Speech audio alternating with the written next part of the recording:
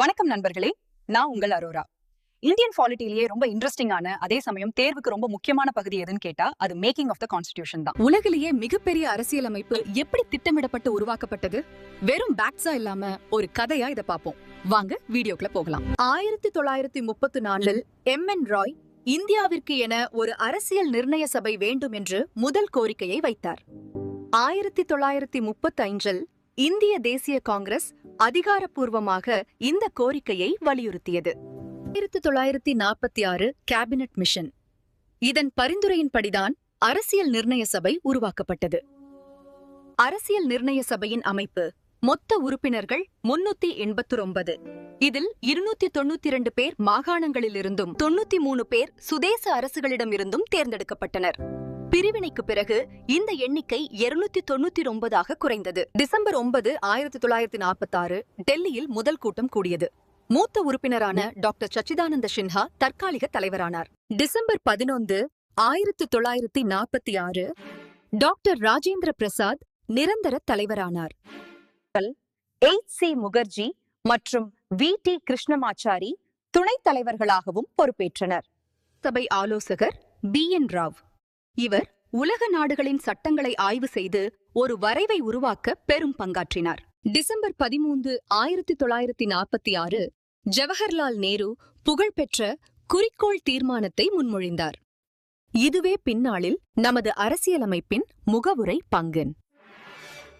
வரைவு குழுவின் பங்கு. August 29, 1947 doctor B.R. அம்பேத்கர் தலைமையில் 7 பேர் கொண்ட குழு அமைக்கப்பட்டது. உறுப்பினர்கள் N. Gopalaswami Ayyangar, Alladi Krishnaswami Iyer, doctor K.M. Munshi, Syed Mohammad Saadulla, N. Madhava Rao மற்றும் T.T. கிருஷ்ணமாச்சாரி. வரைவுக்குழு தனது முதல் வரைவை 1948 பிப்ரவரியில் வெளியிட்டது.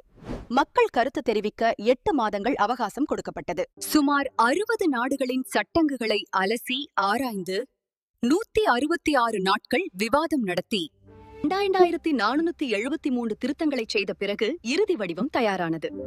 ஒவ்வொரு சொல்லும் விவாதிக்கப்பட்டது என்பதுதான் இதன் சிறப்பு. இறுதி நாளில் கையெழுத்திட்டவர்கள் 284 உறுப்பினர்கள். இதில் 15 பெண்கள் உறுப்பினர்களாக இருந்தனர் என்பது குறிப்பிடத்தக்கது. நவம்பர் 26, 1949 அரசியல் நிர்ணய சபையால் அரசியலமைப்பு ஏற்றுக்கொள்ளப்பட்டது. அப்போது அதில் முகவுரை, 395 விதிகள், 8 அட்டவணைகள் இருந்தன. ஏன் நவம்பர் 26லேயே நடைமுறைக்கு கொண்டு வரவில்லை? அதற்கும் ஒரு காரணம் இருக்கிறது.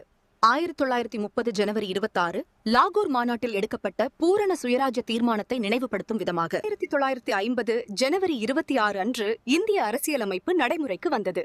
அன்று இந்தியா குடியரசு நாடாக மலர்ந்தது. நமது அரசியலமைப்பு அச்சிடப்படவில்லை. இது முழுவதும் கையாலேயே எழுதப்பட்டது.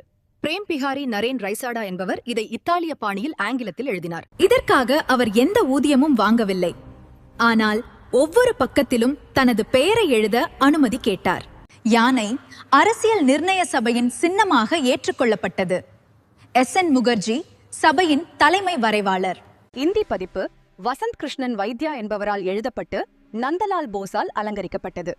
இந்த வீடியோ பிடிச்சிருந்தா லைக் பண்ணுங்க, உங்க ஃப்ரெண்ட்ஸுக்கும் ஷேர் பண்ணுங்க. நம்ம அரோரா TNPSC சேனலை சப்ஸ்கிரைப் பண்ணுங்க. அடுத்த வீடியோல பார்க்கலாம். வெற்றி நிச்சயம். நன்றி.